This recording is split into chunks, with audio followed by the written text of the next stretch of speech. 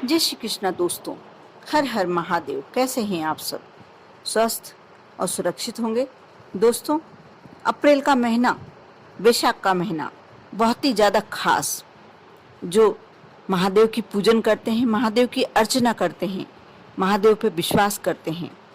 जिसने महाकाल पे विश्वास किया उसका बाल भी बांका नहीं हुआ।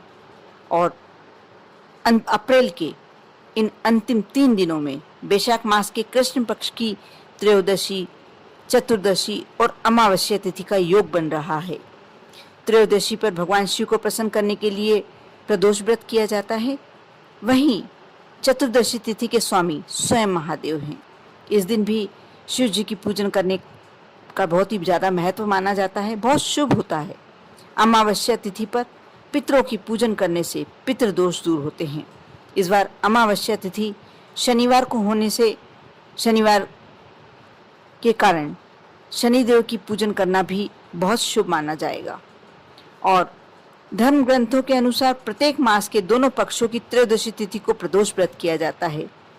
इस बार गुरुवार को यह तिथि होने से गुरु प्रदोष व्रत किया जाएगा।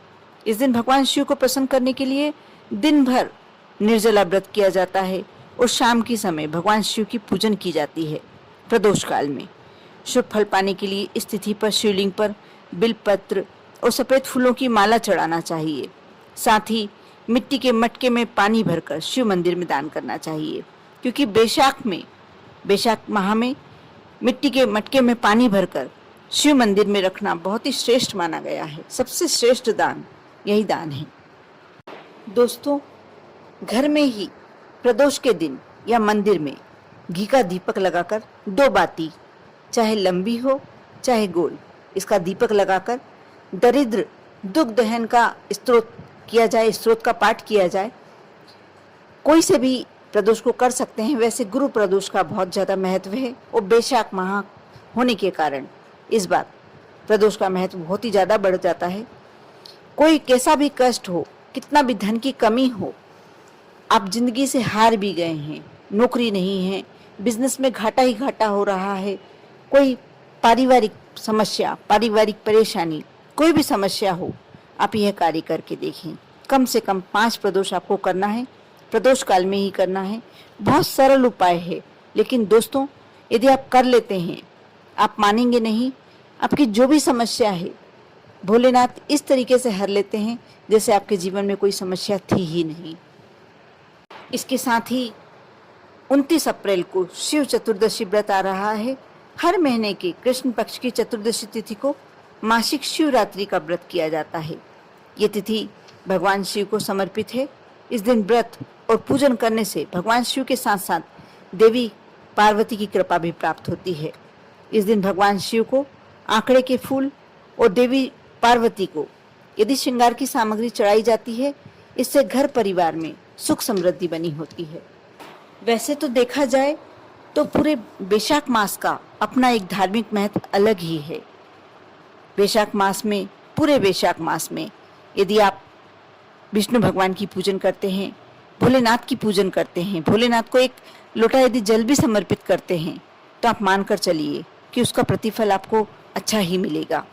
जिस भी इच्छा से चढ़ा रहे हैं, जिस भी मनोकामना से चढ़ा रहे हैं, आपकी वह मनोकामना तो पूरी होती ही होती है। आज मैं एक छोटा सा उपाय बताने जा रही हूँ, आप इसे अवश्य कर देखें। ये आप चाहें तो वैशाख की प्रदोष के दिन कर सकते हैं, चाहे तो शिवरात्रि के दिन कर सकते हैं, और चाहे तो वैशाख मास में पूरे माह में किसी दिन भी कर सकते हैं। आपको करना ये है कि अशोक सुंदरी वाला जो स्थान होता है उस पर 20 दूबा चढ़ा दें, और उसके बाद कुंदकेश्वर महादेव का नाम लेना है। आपको जब चढ़ा रहे हैं, आप दूबा समर्पित कर रहे हैं, उस समय आपको कुंदकेश्वर महादेव का नाम लेना है। थोड़ी देर बैठकर श्री शिवाय नमस्तुभ्यम का जाप करें, फिर वह दूबा वापस उठा लाएं, और उसके बाद एक रोज सुबह उठकर खाएं, कुंदकेश्वर महादेव का नाम लेकर। वैशाख मास में कोई भी दिन यदि ये कर लिया जाता है, तो अगर आपकी आंखों में जाले आ रहे हैं, जलन हो रही है, नींद नहीं आती, या पथरी की बीमारी हो गई है, कोई भी समस्या हो, आप जिस भी समस्या के लिए कर रहे हैं, जल्दी ही आपकी वह समस्या ठीक हो जाएगी। जैसे आपने 20 धूप चढ़ाई है, तो 20 दिन तो आपको खाना ही खाना है, लेकिन इसका परिणाम, इसका फल, प्रतिफल आपको 5-10 दिन में ही असर दिखने लगेगा और 20 दिन होते होते तो आपकी पूरी बीमारी जड़ से समाप्त हो जाएगी। इसलिए वैशाख मास का महत्व अपने आप में ही बहुत ज़्यादा है। इसके साथ ही 30 अप्रैल को, यानी अप्रैल के लास्ट दिन शनि अमावस्या है। ये भी अपने आप में एक बहुत ही महत्वपूर्ण अमावस्या पड़ रही है। इस दिन वैशाख मास की अमावस्या है और ये तिथि शनिवार को होने के कारण शनिचरी अमावस्या कहलाएगी। ये तिथि पितरों की तथा बाल शनिदेव को समर्पित है। इसलिए शनिचरी अमावस्या के शुभ संयोग में पितरों और शनिदेव दोनों को प्रसन्न करने के लिए उपाय किए जा सकते हैं। पितरों की आत्मा की शांति के लिए आप चाहें तो श्राद्ध, तर्पण आदि कर सकते हैं और शनिदेव की कृपा पाने के लिए आप दान, जाप इत्यादि कर सकते हैं। आप जो शनिचरी अमावस्या आ रही है, इस दिन यदि कलश में थोड़े से काले तिल डालकर सूर्य देवता को समर्पित करते हैं, अर्घ्य देते हैं, इसका एक अपने आप में बहुत महत्व है। आपके पितृ देवता तृप्त होते हैं और अनेकानेक आशीर्वाद प्रदान करते हैं। उसी प्रकार आप भोलेनाथ के मंदिर जाएं और कलश में थोड़े से काले तिल और एक जो कुश होता है, कुश आप जानते ही होंगे, सूर्य ग्रहण, चंद्र ग्रहण के समय जल में और भोजन में रखा जाता है। इससे भोजन की सामग्री अशुद्ध नहीं होती। यदि वह कुशा आपको मिल जाती है, उस कुशा को कलश में डालकर और थोड़े से काले तिल डालकर आप भगवान भोलेनाथ पर यदि समर्पित करते हैं शनिचरी अमावस्या के दिन, जो वैशाख मास में बहुत ही अपना एक महत्वपूर्ण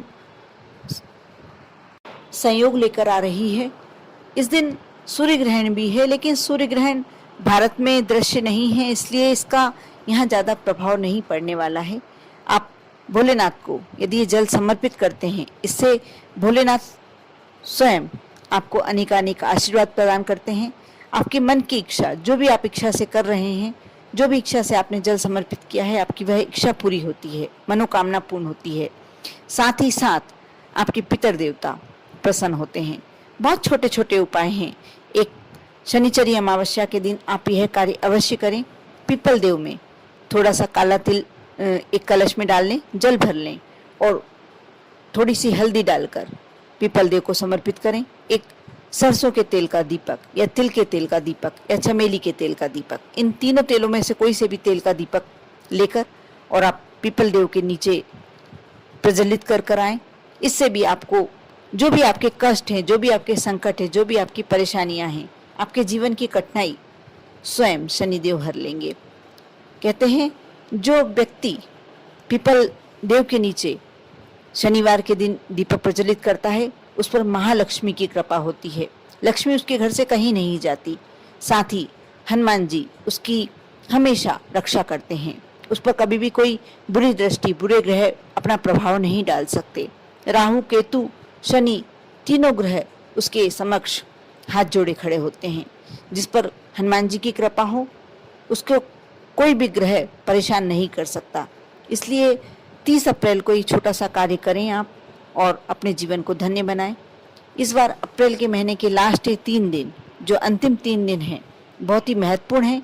इन दिनों में आप थोड़ा सा समय निकालकर जो उपाय बताए गए हैं वे करके देखें और जो भी कठिनाइयाँ आपके जीवन की है समाप्त करें।